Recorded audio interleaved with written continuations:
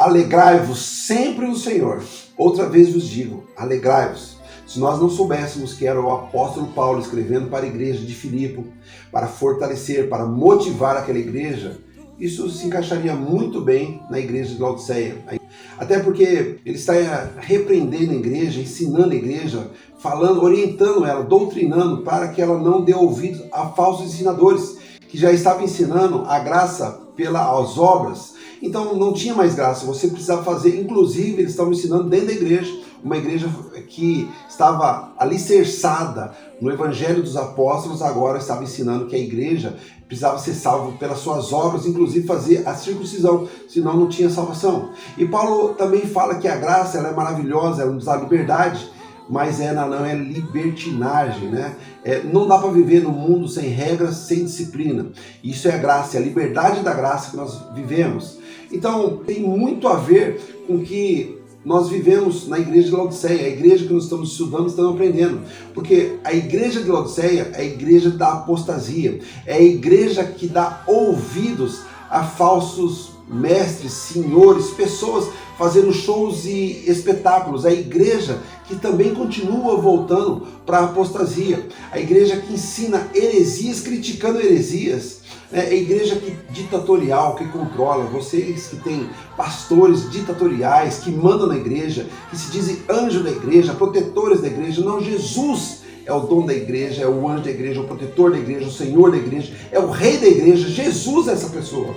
Não existe pastores com todo esse poder. Isso é um sinal da apostasia.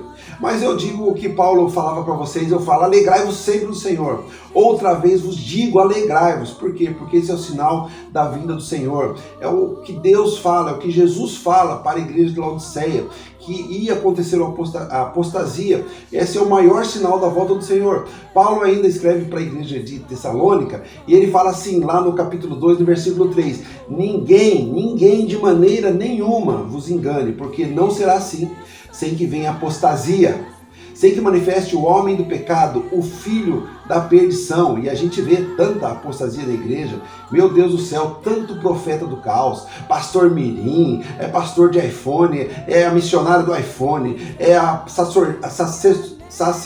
sacerdotisa do diabo, pastora do diabo, cantores gospel fazendo show no carnaval para dizer não, justificando, ganhando dinheiro e depois justificando, não, mas eu fui lá porque eu fui convidado. E eu não estou falando nada disso, estou falando da perversão, do ensino que tem dentro da igreja. Estou falando contra quem gosta de carnaval, quem gosta de se divertir, não estou falando nada disso, eu estou falando de quem fala contra e depois faz. É mais ou menos o que esse pastor aí, que está no centro dessa foto que eu estou mostrando agora, que ele fez. Eu conheço ele há uns 10 anos, sei lá, que eu vejo os vídeos dele, um pastor rigoroso, ditador, que controlava, né, que falava que todo mundo herege, né? E aí, se vocês pesquisarem sobre a vida, não estou aqui para difamar, falar mal de ninguém, mas se pesquisarem agora sobre a vida pregressa dele, né? Mas procurem aí que vocês vão ver o que fazia dentro das igrejas, como usou o poder. Pessoa totalmente sociopata, pessoa que precisa se alimentar do poder. E olha, eu te digo uma coisa, nas suas igrejas, onde você congrega, eu não estou falando para você abandonar a igreja, eu não estou falando para que você fale assim, poxa, mas está falando então não tem igreja boa? Não, só não seja idólatra, só leia a Bíblia, só conheça de fato o Evangelho, só tenha em mente que quem te salvou, quem deu a vida por você, é o nosso Senhor e Salvador Jesus. Só se prostre diante dele, só se curve diante dele. Esse missionário aí, mirim, pastor mirim, será como é que chama? Ele chegou a falar que o Senhor é meu pastor, nada. Não tem, o pastor é da igreja que tem que ser. Rapaz, estão ensinando tantas coisas erradas. E vocês gostam, né? As igrejas lotam, esse cara tá milionário, esse molequinho tá milionário com a desgraça alheia. Não é muito diferente do que o governo faz, do que a igreja faz, das safadezas. É como futebol, por exemplo. A pessoa que escolhe um governo, ele escolhe como futebol, é o time do coração, é o governo do coração, não importa se está certo ou errado. É a igreja que ele escolhe, é a mesma coisa, o método é o mesmo. É a igreja do meu coração, não importa se o meu pastor é pecador ou não, se está roubando dinheiro, um dia o Senhor vai cobrar dele. É verdade. Então eu te digo, alegrai-vos sempre no Senhor. Outra vez te digo, alegrai-vos, mas orai. Maranata, hora vem Senhor, para que o Senhor venha. Tá bom? Porque o Senhor precisa vir, porque está ficando insuportável viver nesse momento. A gente não estamos falando mal contra a noiva do Cordeiro, porque eu estou falando sobre a Laodiceia, essa igreja que é autossuficiente, essa igreja que tinha uma lã rara, é uma raridade, é o momento agora que nós estamos como igreja, vivendo uma raridade, onde a igreja não sofre tanta perseguição, como eu já disse, principalmente no país. É uma igreja que tem seus ouros, seus bancos, como a Laodiceia tinha.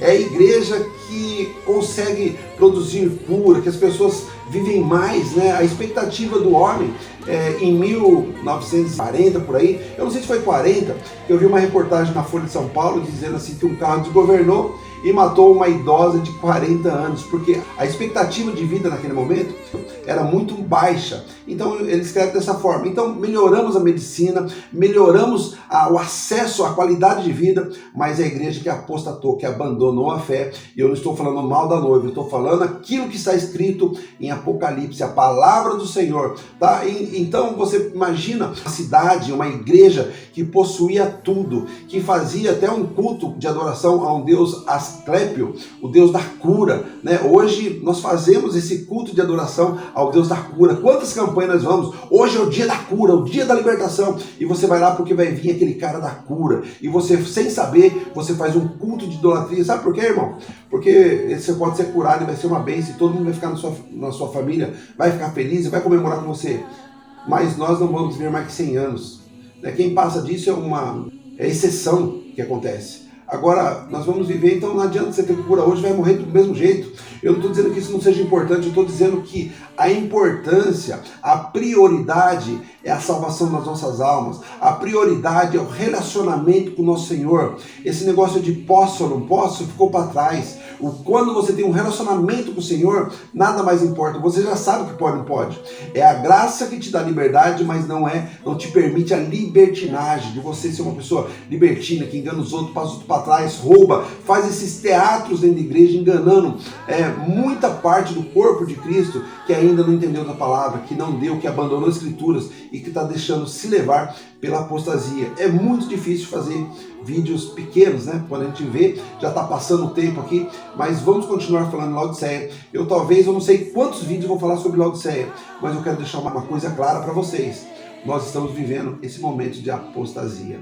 Essa carta aqui, eu vou terminar falando isso para vocês, que é maravilhoso. O homem que tinha tudo para estar falando, meu Deus, por que eu estou sofrendo isso? Eu estou sendo fiel. Não, mas ele estava falando, alegrai-vos no Senhor. E eu também vos digo, alegrai-vos no Senhor. Eu sei que você está passando tempos difíceis, tempos de solidão, tempos de sofrimento, tempos de escassez, tempos de lutas muito duras. Mas eu, assim como Paulo falou, eu vou reforçar aquilo que hoje é a palavra do Senhor. Alegrai-vos sempre no Senhor. Fique com Deus, até o próximo vídeo e a gente se vê por aí.